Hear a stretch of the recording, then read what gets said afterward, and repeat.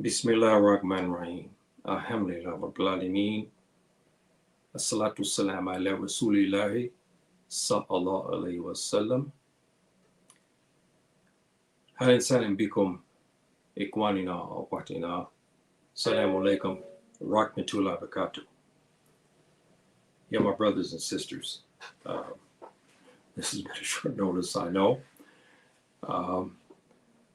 And I decided to do this piece. I had a beautiful time. I spent nearly a week in beautiful city of Safi, which is in south central ocean town there in Morocco. And it's about a 4.5, 5 hour drive from Fez, from where I'm living now. And I went to visit a friend and also one of my first mentors here in Morocco. And so anyway, I decided that I wanted to do this program today, and hoping that we get something out of it, because this something has been bothering me for a long time and I never talk about it. And I think now is the time to talk about it, because I saw some things I didn't like. To be honest with you, I just didn't like it. And I've seen the same pattern over and over again among the Muslims, especially the Muslim men. I'm seeing a regression, I guess, of Islamic culture and ideals here on the continent, and also in the West. In the West, they do have some excuses because they have to blend in with the population, and we understand that. But when they are off duty, or not working, or on the weekends, whatever the situation is, they still lack the attire to suggest that they're Muslim. And their attitudes and their ways and means also reflect how their clothes have this on their back. To the credit of our sisters, generally, they are maintaining Islamic clothing and culture when the men are not. And I put a piece on this. It's one of the most hideous scenes that we have today as Muslims, is when you see a beautifully attired Muslima with her husband. He's dressed in Western clothing, tight clothing, with a shirt that can't hide the bulge of his stomach. And he has or he has a suit that's small, or it doesn't look good. And it's a hideous scene. The disbelievers have commented for last 5 or 6 years about this fact, about these. They don't understand. And even the sisters among the disbelievers say, I don't understand Islam. Why do we have to dress in this way, and the man can dress in any way he wants? Tight clothing, short shirts, his aura is kind of revealed, and so forth and so on. And they don't understand the rules, but we've been violating that. So I decided to tackle this today, because it's a sad epitaph, to be honest. I'm over trying to coordinate, excuse me, my brothers and sisters, I'm trying to coordinate okay, good, with Facebook. So let's get started here. My dear brothers and sisters, excuse me, I didn't give you, I'm out of sync. I've been on vacation here. Assalamu alaikum rahmatullahi wa barakatuh ikwani wa khwati fi din wa assalamu ala mani taba huda lil ikwani wa khwati fi Africa, Europa, Asia, America, wa Caribbean wa kuli makan. Okay, my brothers and sisters, let's get started. These are my opinion, and I want to give you something.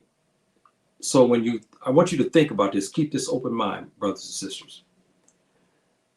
The fuqaha and the ulama and the students of knowledge are all maintaining, 99% maintaining the Islamic culture in ways of meat and dress, modesty in dress, tobes, and so forth and so on. But our brothers and sisters have walked away from this.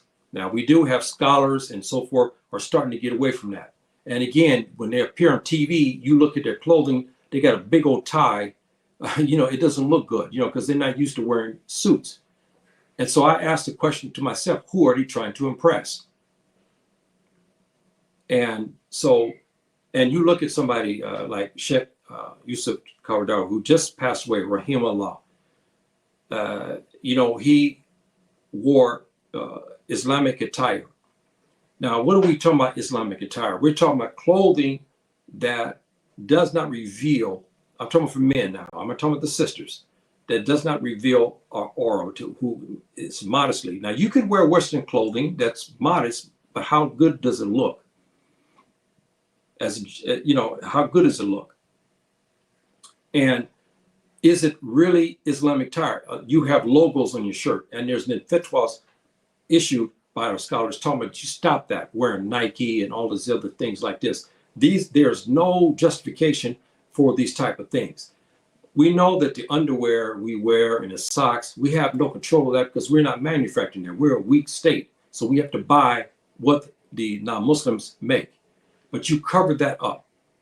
When you enter the masjid, you cover that up. You don't come in there with a logo of a gas station or a logo of some non-Islamic entity or something like that. You don't come in the masjid like that. You change that. You cover it up. So, we look at that and you have to ask the question, why we don't dress like this? We have to ask that question. Or like this. These brothers here are dressed according to their culture and where they're at, but they're dressed in a modest way, and they're African. This is what I'm proposing. We have African black men and African Arabs arriving in Africa, not adapting. They're not changing the clothing. They are keeping Western style clothing as we speak now. And they refuse to adapt to the area where they're at. Here in Morocco, we have, like you see what I have. This is a long piece. We call this jalaba. And then we have the darah, which is like the abada. And we here are dressed in such a way. Here I am here, where you see me here. I'm at my house, and I'm dressed in the darah, which is the albada for the North African regions from the desert, because since my ancestors hover around in the desert, I've adopted these clothes as well. Especially in the spring and the summer months, we can wear this, but in winter you cannot because it's too cold here. So I wear these clothing and to honor my ancestral Muslim brothers. The imama, the turban in English, and then you see the darah. What I have is, this is the name for the abada we know in West Africa. Darah is the name that is in the Arabic language for this type of clothing, the abada, that's worn mainly to the southern part of Morocco. If you look from like Marrakesh down on the map, all the way down, this is what is worn by the brothers. So why are we not adopting these clothes anymore? And I'll give you something too that was very disturbing. This happened about 11, 12 years ago. There was a guy I had met here in Fez, Morocco. He had a clothing store. He had removed all the Islamic clothes out of it, and he put Western clothing because he said this is what everybody's going to. And he was explaining something to me. He said that what has happened, he said these guys are coming in with their paychecks and literally spending their paychecks on Western clothing. And I asked him, do you feel bad? He said, no, I'm not forcing them to buy this from me, but they'll go somewhere else to buy it. So I figure I'll enter it into the fray by putting Western clothing here for them to buy. The Western clothing is expensive, and they buy this in lieu of the the traditional Moroccan dress or the traditional Gambian dress or Senegalese dress. We all have our little styles, but they're modest and they're African, regardless of where you adapt. The Egyptians have theirs. Our Afro-Arab brothers, they have, which we have all the way across, ranging basically from Morocco, of course, to Egypt. They have, long robes and so forth and so on. And then we have our brothers in the Gambia and Sierra Leone, in Guinea, Bissau, Liberia. All this, we have our own different styles, but they're all modestly dressed. We're running away from that. And we're donning suits from England. We're donning suits from the United States. We're donning clothes of punk rock bands in the United States or gangster style rap styles there in the United States. And the non-Muslims are all over us. They say, look at these Muslims. Why I'm going to become a Muslim? These guys dress like me, act like me. This is an indictment against us, my brothers, and we have to do something about this. And you'll say, well, yeah, I think you're a strong fundamentalist. I'm talking about the basic fundamentals today, brothers and sisters. That's it. I told you last couple of weeks, I'll be concentrating on fundamentals, bringing us back to the fundamentals. We're losing that. One of the fundamentals is even the dress. The Prophet ﷺ talked about this issue, and he scared the Sahaba when he discussed this issue, and he was right in what he said. And when we look at this, we have to ask the question, like what Omar reported. He said the messenger, ﷺ, peace be upon him, said, whoever imitates a people is one of them. He was given as a precursor to this. And we know in the fatwa here, Islam forbids the Muslims to imitate the kuffar, especially the Jews and Christians. But this prohibition does not apply to all their affairs. Now, okay, let's go back here. We know you live in LA. You can't dress like me. I've said this 1,000 times. There's just no way. You cannot. You work and so forth. You cannot. Even Saturday and Sunday, you can't walk down the street like this. You'll invite a lot of trouble from the Tubab and from others and stuff like this. They'll come after you. Police, federal agencies, everything like this, they'll come after you for this. But you have to find a happy medium, like I did when I was there. I had to wear Western clothing, but I started to wear other things, African clothing, introducing that where, it was modestly dressed, and I had kufi. And I wanted to appear Muslim, and when you appear Muslim, that has an effect on your attitude as well. And so we know that the Prophet ﷺ said, you'll be certainly to follow the way of those who come before you, handspan by handspan, cubit by cubit, to the extent. Now listen to what our prophet said, and we see this today. They will enter a hole of a lizard, and you will enter it too. This is the Muslims, he said, and this has happened. The Tubab has corrupted basically the Muslims. They told you have to dress and act like them. They told you to spend your hard-earned money buying their expensive suits and so forth and so on, and their shoes and everything else to imitate them. You forgot about what the Prophet ﷺ said about this, and you forgot about what Subhannah wa ta'ala says in Surah Ma'idah, which is 5:3, I can perfect it. There's no reason for the Muslims to imitate the disbelievers, but we're doing it. Especially in the Muslim states, there's no reason for you to imitate them, but we are doing it. We have done it. We're still doing it. This is a stinging indictment against us by what the Prophet ﷺ has said. We're going to follow them, whatever they say, and we are. When they go and make these weird haircuts, we follow them. When we see their genre, we're following them. And to the extent to where now Muslims cannot be distinguished between the non-Muslims alike. And the non-Muslims are shocked when Yahya gets ready to tell him, hey man, I'm going to pray Salat al-Jumu'ah. They almost laughed. He said, oh, I didn't know you were Muslim. I mean, that is a disgrace for you to be called this way. They're saying, no, you were among the kuffar like us. And we have this happening. This is a stinging indictment. Then he went on and said, the Sahaba said, well, do you mean the Jews and the Christians? He said, who else?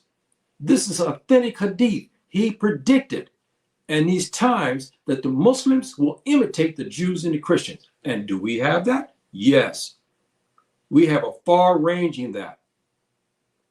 And it's really, really shameful. And again, the most hideous sight on the street is a beautifully clad Muslimah who's in the Sunnah. She's covered, and her brother is not. And the non-Muslims who are thinking about coming to Islam see this, and they say, well, especially our sisters, Afro-American sisters in particular, they say, well, why I'm going to have to dress all this way, and my husband can dress in all kind of clothing he wants. This is not the way it's supposed to be. So we see this, brothers, and we have to ask the question, what are we doing? Now, you come here to Africa. You have a whole range of areas that you can go. I'm talking about West Africa right now, okay, and North Africa. I'm not talking about East Africa, maybe somewhat. But here are the names of what they call their clothing, and I showed you some pictures of the different clothing, like what I have is which is prevalent to the central and to the desert region of Morocco, the Sahara.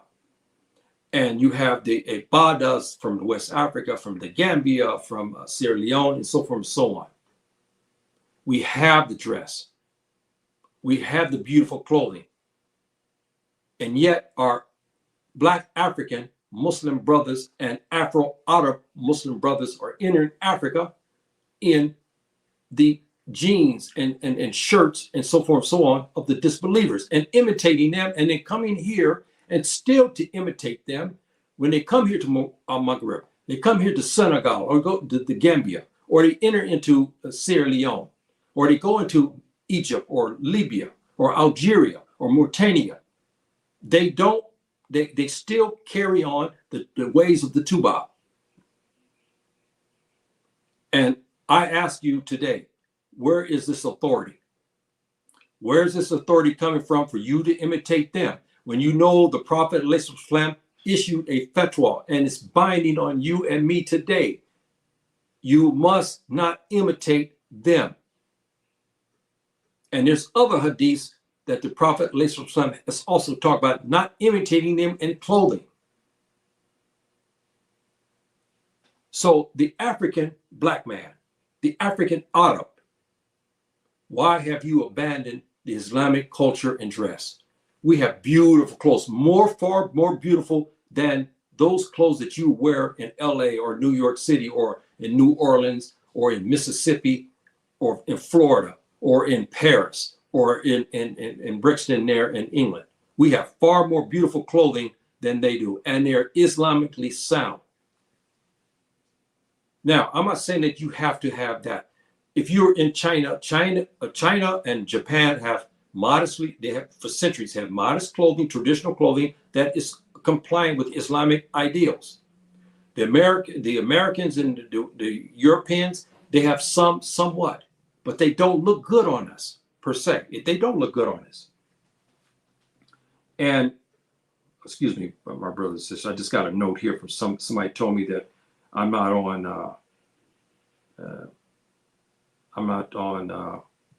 Facebook here. Okay. So we are abandoning these things and adopting the ways of disbelievers, and has affected our iman as well. We see that today. And this is really shameful. The African black man and African Arab, we have been hijacked from our culture, made to act like the Tubab and even dress like him, which severely violates the Sunnah's edict. Our Prophet, as I said, issued this fatwa. He was adamant about that. He said, don't imitate them. If you do, you are among them. Surah Ma'idah,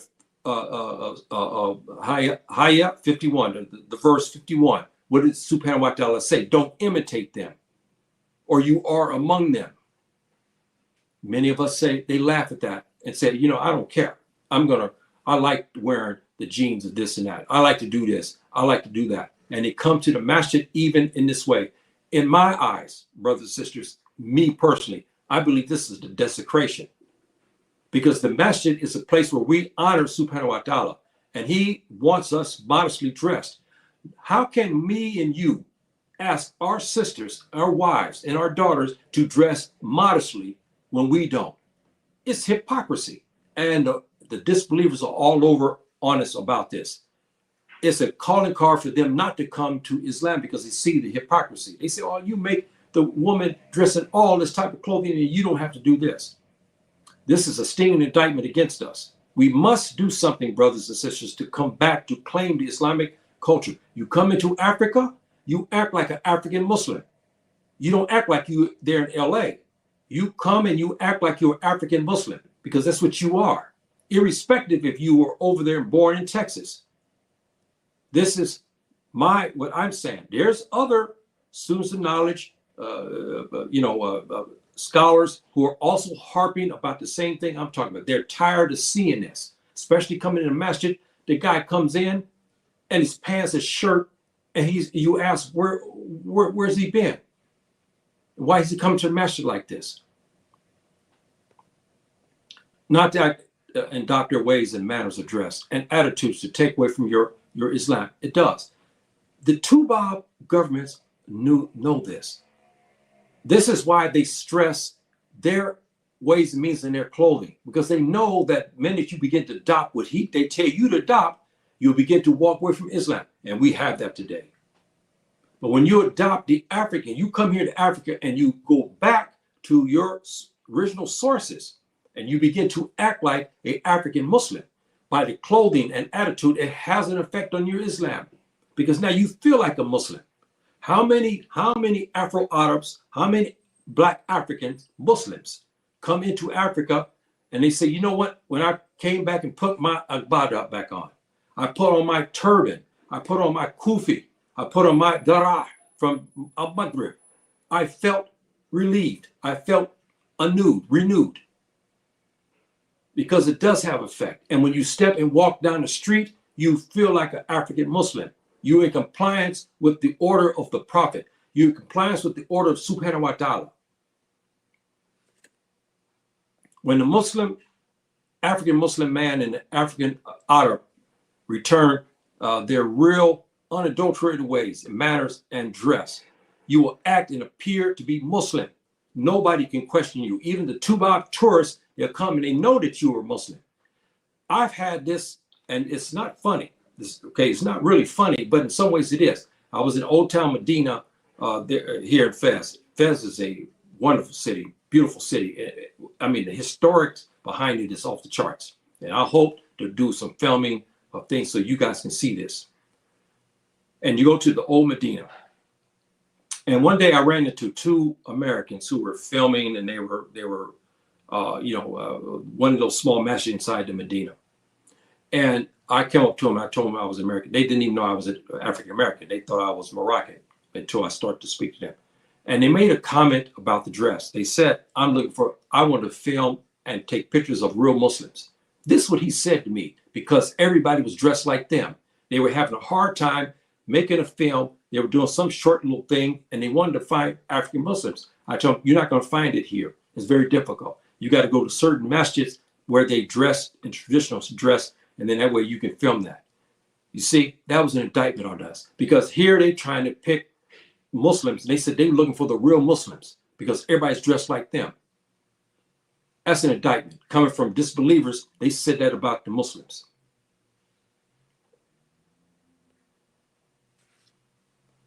Your culture and dress is a calling card for the non-Muslim to see how the Muslim distinguishes themselves from others. You cannot do this imitating them. You cannot, brothers and sisters. You cannot do that. I mean, let's be honest here. You cannot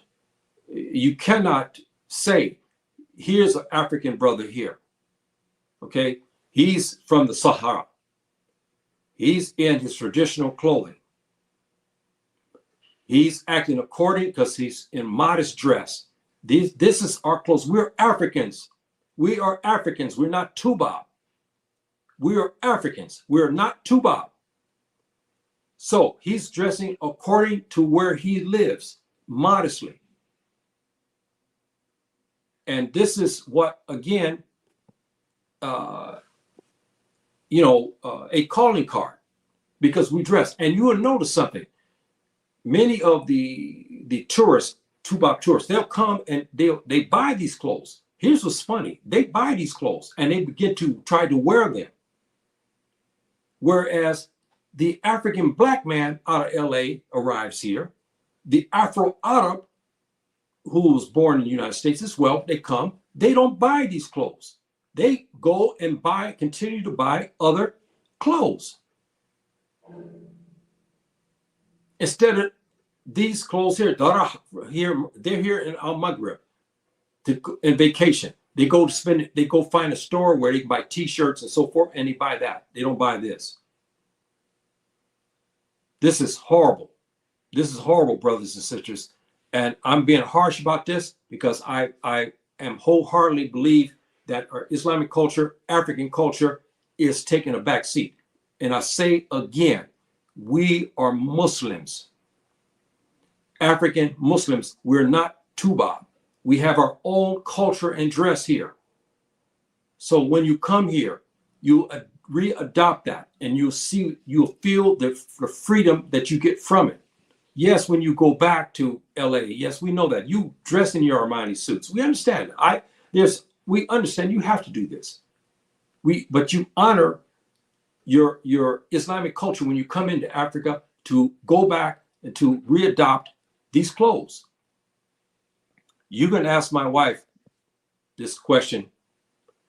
Now, this is here in the Sahara, here in Al Maghrib.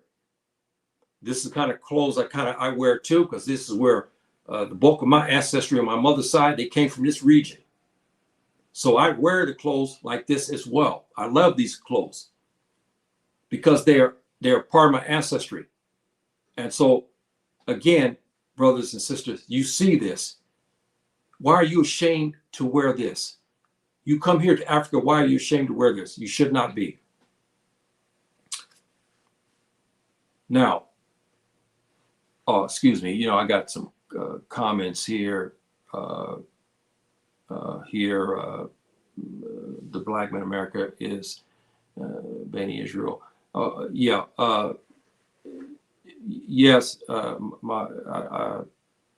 yes, your comments here is true, but there's also the black man is also from other aspects too, because if you look at the history, if you look at the Mazab people, I'm answering the question of my brother here. Please bear with me, Mr. Miller here. The black man of America is Bani Israel. Okay, yes, but we are also others, because if you start doing your DNA, you'll find out the Mazab people who originated out of Africa, out of Egypt. My mother has this history. And wa alaikum salam, my dear brother, Saeed. Now, Saeed here, let me preface this. Saeed here, our brother here, he's in the Gambia. He sells these egbadas. So you look this brother up when you come to the Gambia and get you an egbada. He's got beautiful egbadas there. To answer the question of our brother, Mr. Miller, who's talking about the Hebrews, yes, they came. But many African Americans today, you better check your DNA. You go to Jet Match. You may find out on your mom's side, they came from the Mazab people. Look them up. MZAB. They originated out of Egypt. We are ancient Egyptians. Ancient Egyptians. That's right.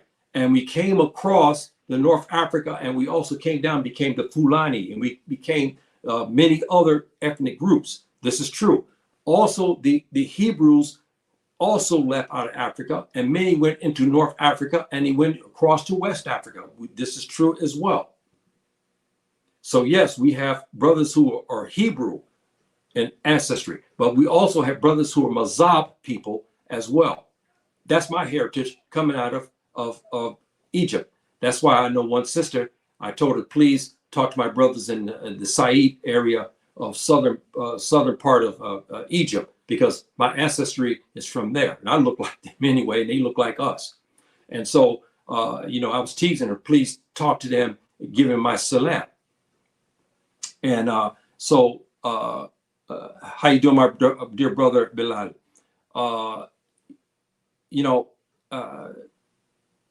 We are at a cross point, our brothers and sisters, that we have to look at this from a standpoint. I know you say, Yahya, you're wrong. You're being fundamentally, you're being too harsh. But what did our Prophet ﷺ said? He said, don't imitate them.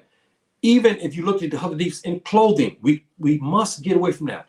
Now, I lived in LA. As I explained to you earlier, I've said this many times. When we live in LA, I had to wear, Western clothing. But you know what? I had a kufi, an African kufi as well. To what? To keep that Islamic culture and identity. You see what I mean? Even though it's a small part, but I felt Muslim. I felt African. I felt African Muslim, even though I had Western clothes, but I had that kufi. The kufi I had was from Ghana. That's right. So when I've donned it, it's like you have this special feeling. You still feel like you're Muslim. This is what I'm talking about. This is what I'm driving at, my brothers and sisters. And I'm hoping that you understand where I'm getting at, because we're drifting farther away from our Islamic culture and our African culture, and also our the African Islamic culture.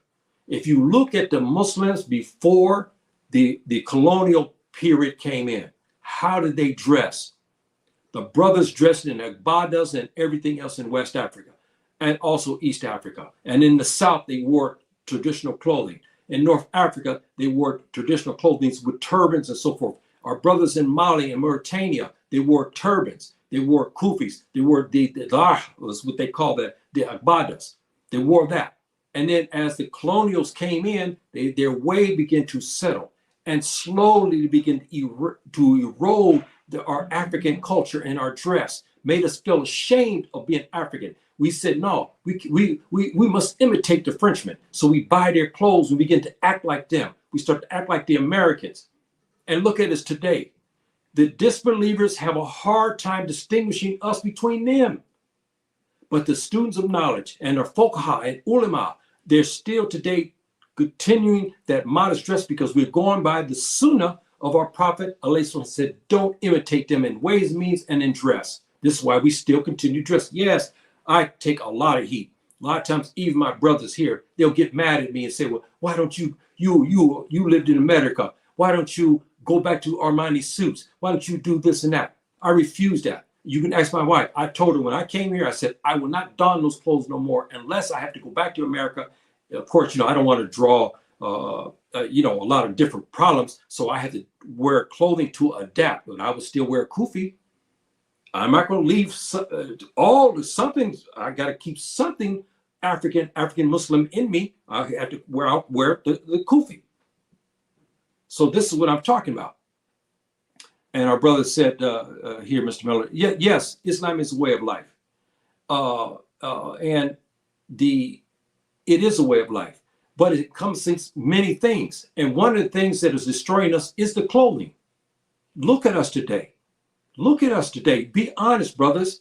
When we go to the masjid, we see brothers pulling on their shirts, pulling up their pants. And when they bend over, what happens? They're in between prayer. They don't know if to pull back up their pants. How can you concentrate? What niyyah do you have when you come in the masjid and you pull it up on your shirt and you pull it up on your pants? Because you know that you're wrong.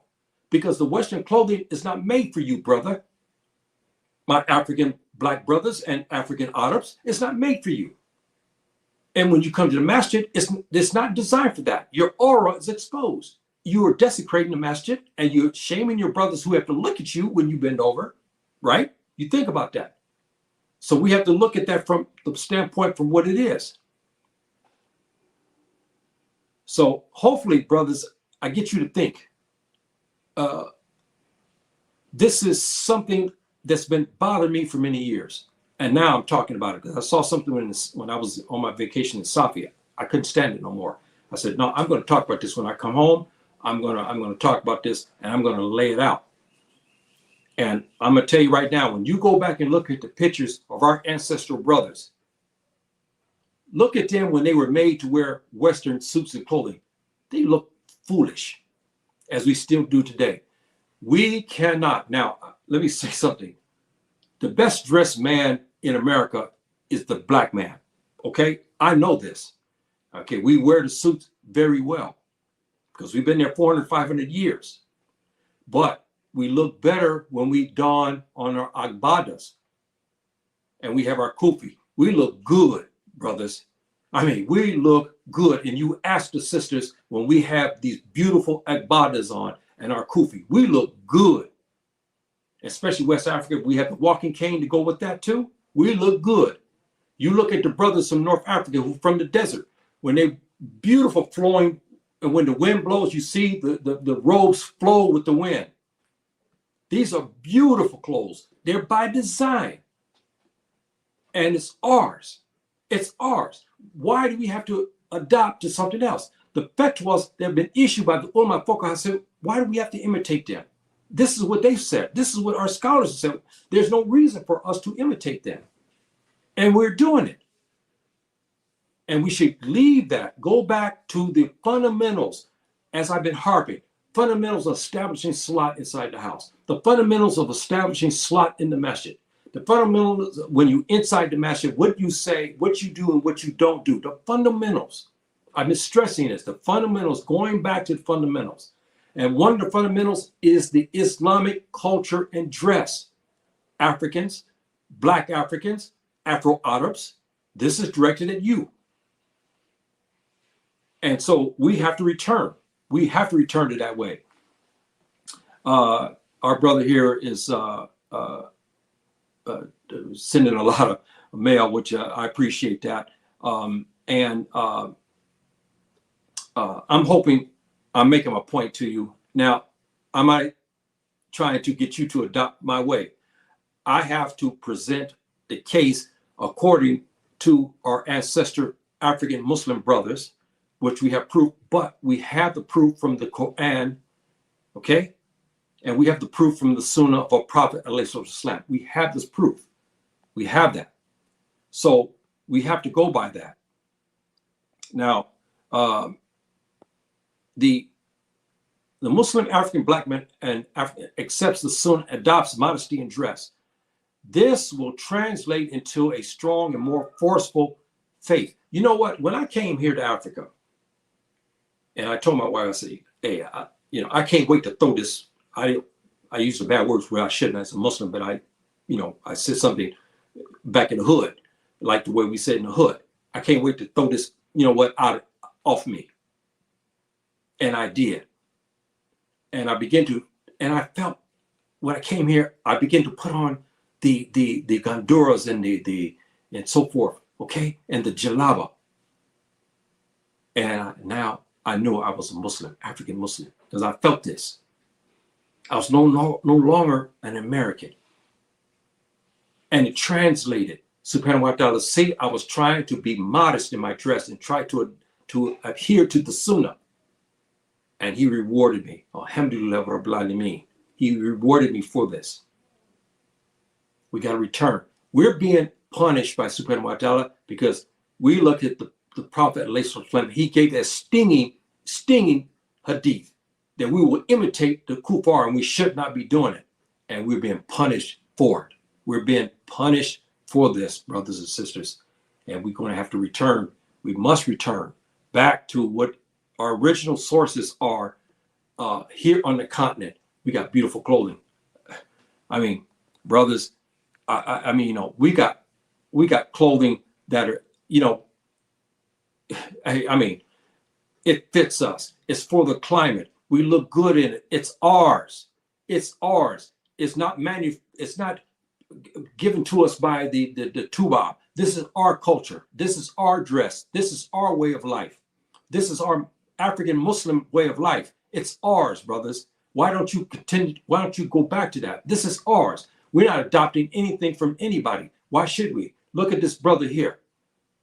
This is our clothing. This is our modesty. This is our adherence to the Sunnah. And so we should look good, like our brother here. We should look good. This is our clothing. This is our style. This is us. Not in Armani suits as a Muslim. And then you go to the masjid with those type of suits on. I mean, you know, and it don't look good. It don't look good. You know, it just doesn't. Here's African Arabs here. They're from Maghreb and Mauritania region. In the Darah, that's what they call the Agbada. We have this. And so, we must go back and look at, again, original sources, myself here, go back and look, go back to adapt those clothing. I don't want to wear Western clothing.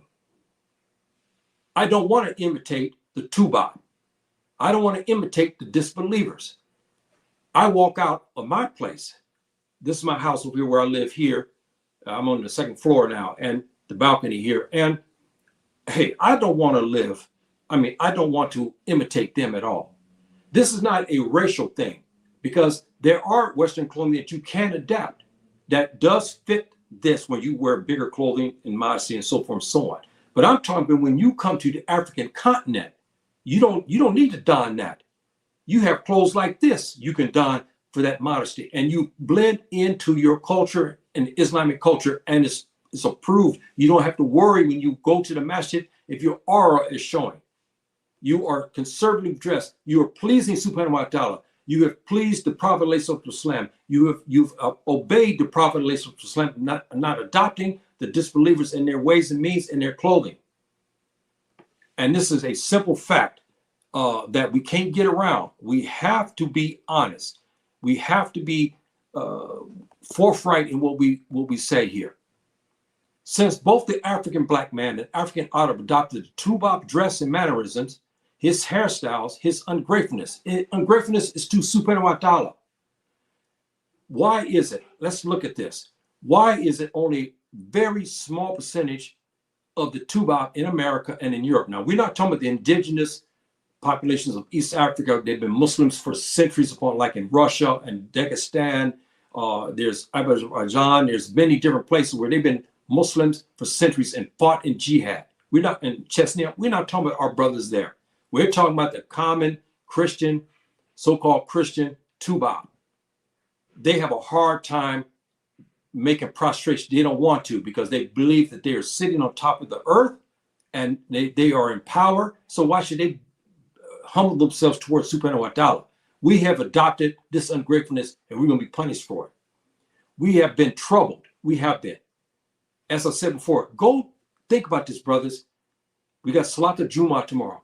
Go in and look in the masjid and watch when the brothers come in with these type of clothing on. I'm not talking about the African Agbadas or the Darah. I'm not talking about that. I'm talking about the Western clothing. And look at them struggle. You see them, they make the takbir, they're pulling on the shirt. How can you concentrate on your prayer when you know you're worried about your pants? You pull up your pants, you pull up your shirt. You can't make that prayer. How can you make that prayer when you're concentrating on those wicked clothes that you brought to the masjid? We have been troubled and drew the wrath of Subhanahu wa ta'ala upon us. It's true. That man, I knew, he didn't laugh, but he was trying to say, hey, man, I'm just a benefactor. Brothers coming in with their paychecks, spending on a few shirts, and it's costing them a bundle on a few Western clothes when they can buy something else that fits Islamically and they're covered. They can buy as many 5, 6, 7, 8 of these things for the money they're paying for these shirts with logos and so forth on it. You see, this is what I'm talking about. Our beautiful Muslimah on the continent is maintaining the Sunnah for the greater than the Muslim, the man. This is true. Our sisters are, but it's being eroded away. Yet the devil, along with the help of the wicked Western woman, I'm talking about not all, but I'm saying with their genre, they have eroded away the stronghold. They have been pressuring our sisters to leave our African clothing, to go to their style, to act like them, to go ahead and open themselves up, to go ahead and to give themselves to other people. And so this is something that it's starting to happen now. We have sisters now who argue, say, look, it's between me and Subhannah. That's not what Surah 24 says. Surah Noah says. You're in violation. Many sisters removed the mandatory sunnah dress and manners they have, and adopted the Western genre in manners, dress, and attitudes. They want to look like Beyonce. They want to look like some of these other sisters and models and so forth like this that they have in the West and in Western Europe. They adopted that style, and they removed their hijab, and then they tried to justify it. But we still, as a general rule, our sisters are still maintaining the sunnah. Why is that? Have you noticed that we're starting to see this pattern? Even in Salat, we see our sisters inside the house who are enforcing the Salat. Our men are not. Our sisters are enforcing the dress code. Our men are not. I mean, excuse me when I have to say this. I'm back in the hood. I have to say this like this because I don't know any other way of saying it. What the hell is going on here? When our sisters are enforcing the dress code and enforcing the Salat in the house, and the brothers are not. This is the appropriate response. What is going on? What's happening with us, men? What's happening to us, brothers? What's going on here? Why are we so quick to adapt the non-Muslim dress and mannerisms, and quicker to be shameful of our African clothing and Islamic behavior? This is true. Why? I'm asking these questions. Each one of us have to ask this and be mindful of this. Why? Why are we so shameful of that? Why are we so quick? And we always hear brothers say after oh man, I work in LA, and this and that and so forth, and they're on vacation. They're here in Morocco. And and I can't wear the kufi, I can't do this. But here they're in Morocco, they're in Africa, and they refuse to wear the African clothing. So they're hypocrites and liars. And so I look at them and I say, okay, brother, yes, you were there in LA, but now you're here in Africa. There's no prohibition on you. Now you go there and get you a jalala, or you go there and get you a gandora and wear that with your kufi. They don't want to do that. They continue. They say, no, man, I'm getting ready to go to Casablanca. There's a store I want to go to buy because I want to buy the shirts there in this one place. And these are Western shirts that they because of trade, that the Moroccan tailors got these shirts with logos on Los Angeles, California. They just left Los Angeles, California. You can get that cheaper there in Los Angeles. They come to Morocco to buy that. This is the hypocrisy I'm talking about. I hear this all the time. I say, okay, brother, you've been here 2 weeks. Is your boss here in Morocco? He's there in LA. Is your boss here in Morocco? So why can't you draw on African clothing? Why don't you look like a Muslim? I asked the question like this. I said, no one's putting pressure on you to keep these Western clothing. I said, you go, I can take you to a tailor now, and we can get you a nice gandura to fit you in a kufi. They don't want that. This is the hypocrisy of our Black African brothers and our African Arab brothers. The hypocrisy when they're coming out from the United States in particular. They don't want to leave those Western clothing. They want to continue to don them. They're in confusion about their faith. I ask, are we African Muslims or pseudo-Tubab apologists? Why are we ashamed to be African Muslims? I'm asking each one of us, me, you, everybody. I'm asking this question. Why are we that way? Which one are we? Are we pseudo-Tubab? I mean, what are we? Each one of us must ask that question. And you answer that on yourself. You think about that, and you think and you hard about this and ask. I'm throwing out points to you. You may disagree with me. I understand that. But I'm bringing out points I've seen over my years. And I've seen these things now, and I have the proof from the Quran and from the Sunnah. So I'm not talking out of my head. And I'm going to tell you right now, like I said now, there's no way you're going to get me to wear one of these shirts out of LA like I used to wear in Compton and Carson where I was raised, and before I became Muslim, and jeans and all that, to throw away my darah, what I have on right now, and my turban. There's no way. I don't care if you come here with $1 million. I am not dropping those clothes. This is mine. This is my ancestors' clothing. I love it. I feel Islamic in it. I prefer these type of clothes. I don't want to be like the Tubab. I left that. This is what I want to be. This is who I am. This is why I dress in this fashion. Subhanahu wa ta'ala ordered us to refrain from this hideous imitation, cautioned us in many surahs against this, that he's cautioned us.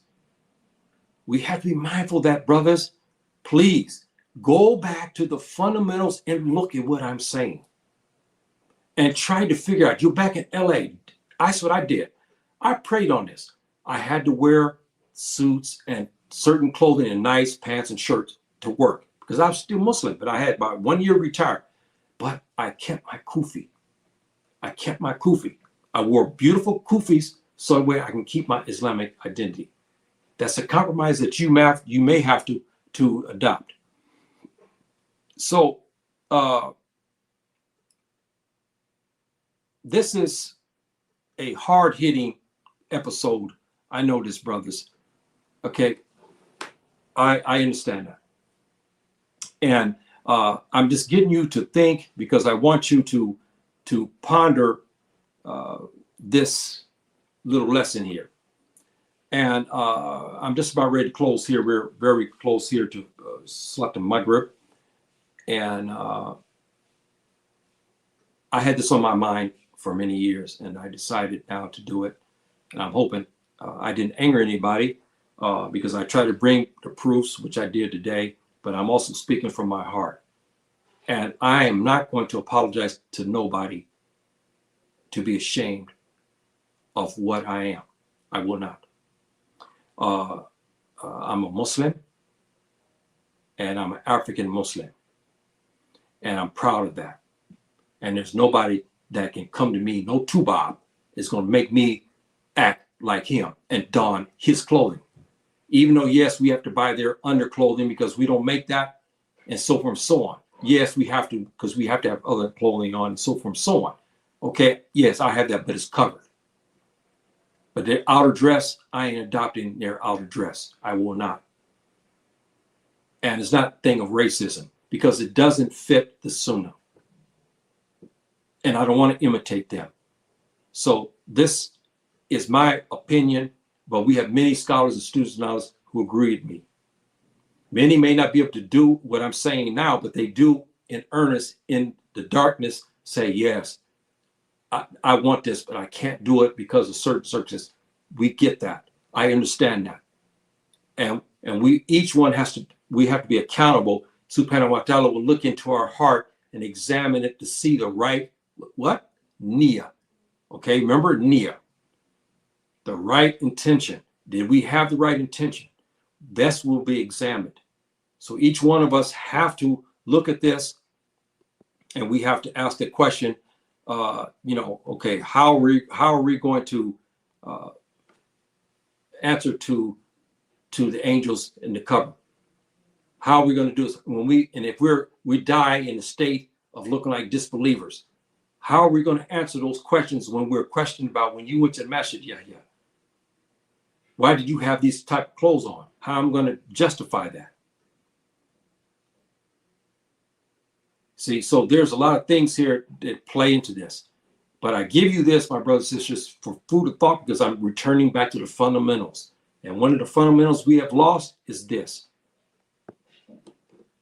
And our brother here, Saeed, said they make us feel ashamed to have beards too. That's the other thing. Thank you, my dear brother, for that comment. We're removing those things. I even see now scholars have started to remove their beards. That's very interesting, isn't it? And even justifying it. And we again, because we're starting, we went away from Islamic principles and ideals. This is what we have done. And, you know, we have to return back to fundamentals, brothers and sisters. This is what I'm driving at. This is what I'm getting at. The establishment of the salat, our ways and means, the way we act when we go to the masjid, the way we act inside the masjid. When we outside the masjid, how are we supposed to dress? Fundamentally, go back to that. Look at the hadith of our Prophet and measure what I said to what you read in that hadith. Measure what I said, what Subhannah wa ta'ala said in Surah Ma'idah, which is the verse 3 and verse 51. You measure those things. And then go look at it for yourself and ask the question, if this is, if I'm in accordance with what he's saying. And we have to look at that, brothers and sisters, because we should return back to the fundamentals. We will get rewarded for it. It's hard. It's a jihad. It's a jihad. That jihad is dealing with the devil and with our heart.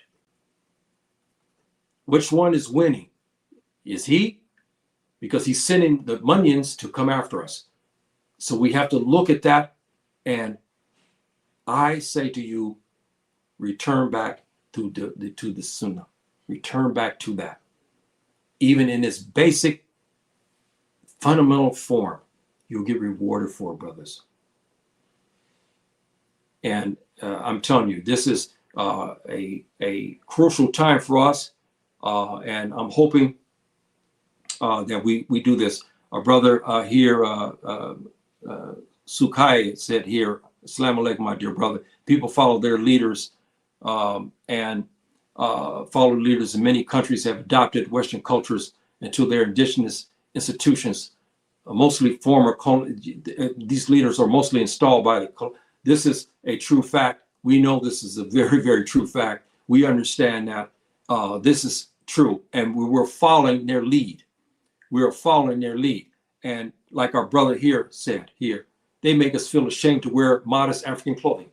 We're in Africa. This is our homeland. And the Tuba come and we get ashamed. We throw their clothes, we throw the Agbadas away. It's amazing. And go to wear his t-shirts and his tight pants because we're ashamed of our African clothing. And I'm telling you, you saw some of the pictures. And our brother here, Saeed, he's got a beautiful clothing store in the Gambia there. And I think he's shipping out now, I believe, internationally. I'm not sure. You check with our dear brother here. You got his particulars here. You reach him and see, because he's got beautiful agbadas there and so forth and so on, and dashikis and stuff like this. So, and he said it right. We are ashamed. We are ashamed. And it's, I'm really, really, really, really, really ashamed to be part of that. Our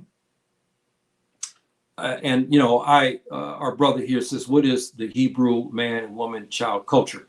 Well, that is something that I can't talk about today because that's dealing with the Hebrew cultural thing. I know quite a bit about the Torah, the Sharia, the halakha, what they call that, but I can't discuss that today, my dear brother. That's for another class. But the culture is African originally. I will say that to you, but it's been hijacked by the I guess the hybrid Jew that came out of Europe and so forth and so on. The real original Jews, as we all know, came out from Egypt, the original, and from the Jazeera Arab area, and we know they were black. We know that for a fact. We know this is, and we have proven that. Even the Jewish scientists have proven that they were black, originally black. Moses, alayhi salatu wasalam, was black. We understand that. There's no ifs, ands, buts about that. And he's described as that. We know that. So, but that's for another class. Our brother here, Ali, says, every time I listen to our knowledgeable Muslims, it makes me happy to listen and apply it to myself. We all, I don't care who you are, we all must live and learn. Islamically. You have to, because you can't remember everything, you can't retain everything. You should have refresher courses to help you to retain that knowledge going. This is part of, because one of the Nawaqid out Islam, 10, there's 10 disqualifiers of Islam. 10 deals with knowledge, not seeking it. If you don't seek the knowledge, you get in trouble for that. And I don't want to be in that situation, and so forth and so on. So we should always, keep that in mind. Thank you, my dear brother, for your comment, and so forth. So, my brothers and sisters, I'm happy today that here our brother here says here people follow their leaders in many countries. Yes, and when I see this, the colonial period is gone. 60s but the colonial mindset still is being applied, even though we've been removed from it for how many decades now. But the colonial mindset still. Now, if you guys seen Mali the other day, the president of Mali, he tore into the French. He called him a criminal, and he calls his government a regime. You guys check that out in the UN conference here. I don't know how many days ago it was. It was a beautiful speech. He got all over the French and the other colonials. This is what we need more from our African brothers to talk about that. And he called the French government a regime. He said it was a criminal and wicked regime. And let me give you something else further on that, brothers and sisters. There's an article from the African News Service. I think it is. It's on, I think YouTube, but I know it comes on the internet. The French government has, I think, about 14 African countries paying its debt. Can you believe that? Can you believe that? They're paying their debts. And they're getting free money from us. Aren't they taking our wealth to pay? Again, that's another story in itself. But I'm just making a point what our brother said, and so forth and so on. So, my dear brothers and sisters, I think I'll get ready to close here. I know my wife is telling me here that, I'm getting close here to the Salat and everything. Thank you, my dear brother Bilal, for your comment. And so, brothers and sisters, you review my tape again if you want to catch it and spread it out again and spread it to others. And if you like the content, and some it don't, because many people may not like my tone of voice and whatnot, but I'm going to give you what I believe, and I'm going to be honest about it, but I'll give you the proofs, and you weigh it as it is, and you may disagree with me. I have no problem with that. But I'm not going to keep you in the 7th century. Okay, I won't do that. We have that. You go on YouTube today. If you want to find something, if you want to learn about the 7th, 8th century, our scholars and student analysts are keeping you there. When you talk about modern times, they don't want to talk about that. And I get it. I understand. You know why they're doing it out of fear. We understand that. So I don't get on them that much. But I'm not going to keep us there in 7th century. Okay, I'm not.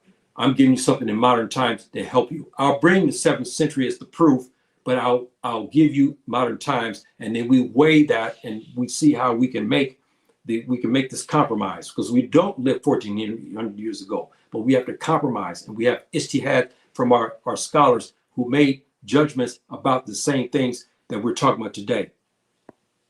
And our brother here made a good reference here, does not refer to our identity, black. Yes, the Africans come from. I understand what you're saying here, brothers, but there's some other things that you're missing here about that. And black, colored, African American are not legal titles. Yes, well, I've talked about this in my other classes. It's not. I don't want to call myself African American. I said this when I got my DNA. I prefer to call myself Fulani, because my mother's side Fulani, and Amazigh, because that's my mom's side of the family. My daddy is from the Omo people, which is in southern part of Chad and northern part of Sudan, and he crossed to part of Igbo. So this is my heritage from my daddy's side. Okay, my mom's side is North Africa and West Africa, Fulani, Mandinka, Mende, and so forth and so on. But I now Fulani and Amazigh is what I have adopted, and and so forth and so on. But my mom's heritage basically is Mozab. That's their origin. Mozab. You guys look it up. It's MZAB. Many of you have this heritage, you don't know it. It's original Egyptian. That's right. It's original Egyptian. That's what they call themselves when they begin to migrate out into West Africa, into East Africa, into North Africa. They were Mozab people. That's what they call themselves. And you guys looked that up. Let me see, Mozab. Okay, how you write that here? Mozab. This is what that is. And you got, and this is again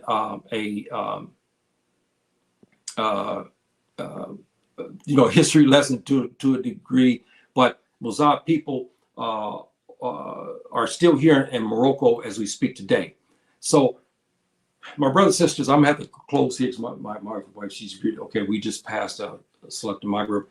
Okay, about a minute. The Dan sounded off, so I got to get ready here for prayer and so forth and so on. And I'm hoping, my brothers and sisters, that you got something out of this today, and that I get you to think about this, and also to get you to ponder, our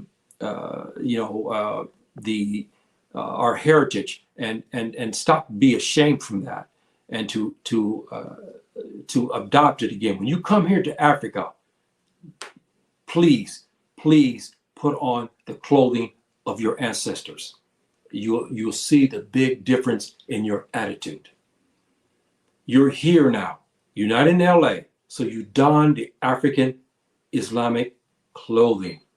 Okay? This is what I recommend you to do. And you ask Saeed. He's made his history here. It's been, I think, 3 years now. Ask him how he felt. He left all that American kind of stuff back. Look, and then he tell you how he felt when he come here. And now he's got a African clothing store. What does that tell you? Not American clothing store, an African clothing store he has in the Gambia. See, that's the effect that it has when you begin to adopt your real culture. See, and this is what I'm pushing. This is what I'm pushing here. And this is the Mozab people here I was talking about. You guys look this up. Very interesting. You Black Americans, African Americans there, you may have this. You go to Jet Match and get your, send in your DNA and have them do your analysis, and look under the Oracle 4, I believe it is with this title, and you look it up. And you'll be surprised.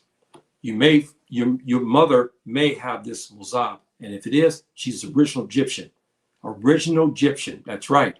Original Egyptian. And this is very interesting when I found this out. And I found more of this in my sister's DNA, because she's a woman. I mean, when you look at her Fulani Mozab, there's Igbo Mozab. You see all of this on my sister. Mozab, all the way down. I mean, it's amazing. And when I looked it up and read it, I didn't even know. And then I found out that Mozab people came from originally out of Egypt, and they migrated across North Africa. They became the Amazigh, they became the Tuareg, you see? They became the Mauritanians, and so forth and so on. That's right, Mozab people.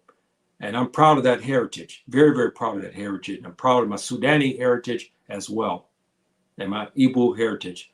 So my brothers and sisters, okay, I will leave you with that. And I'm hoping that today we got something, learned something together. And I'm hoping to see you next time, inshallah ta'ala, where I'll come up with another topic and whatnot. Okay. Assalamu alaikum. Rahmatullahi wa barakatuh.